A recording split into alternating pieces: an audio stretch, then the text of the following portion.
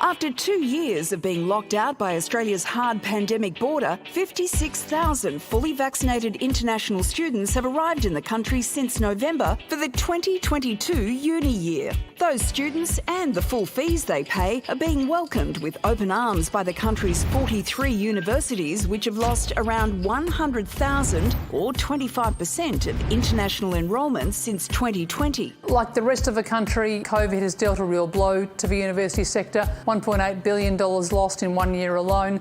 But look, we're looking to the future, very keen to see students from Australia and overseas back on campuses in the next couple of weeks. While returning students are good for our unis, the rest of us benefit too. More than half of the $40 billion economic impact they normally contribute is money spent in the wider community on goods and services. That really matters for the Australian economy, but also the cultural wealth and the fantastic bright minds that those students bring with them. They've been a real miss for the sector. But now that the borders have reopened, we're starting to see students come back in, so we're hoping that things are on the up. But it's feared international student numbers may never snap back to what they once were. Aura, who is from India, arrived a couple of weeks ago to continue her masters at Victoria University. It was very disheartening, of course.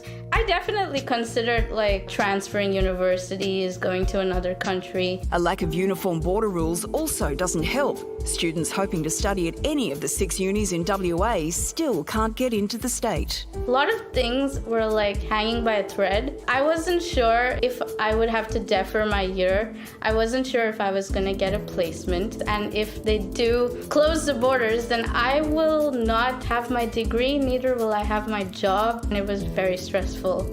There are also concerns that the lack of JobKeeper support for uni staff throughout the pandemic may have triggered a higher learning brain drain. 17,000 individuals lost their jobs during the period. They're part-time and full-time staff, and you just can't have that many people go without there being damage.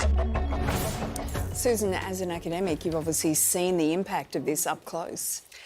I think one of the reasons this matters so much is that I think people don't understand is that teaching international students is Australia's largest services export. This is incredibly important to all of Australia. And then as someone who works at university, having so few international students be able to come, coupled with universities not being eligible for JobKeeper, a lot of academics are leaving, and that means a lot of important research isn't happening. There's this sort of perception that unis are for inner city elites and, people drinking lattes and all the rest of it. But, I mean, they're big parts of regional communities as well, aren't they? Absolutely. You think of, the universities in Wollongong and lots of other regional communities.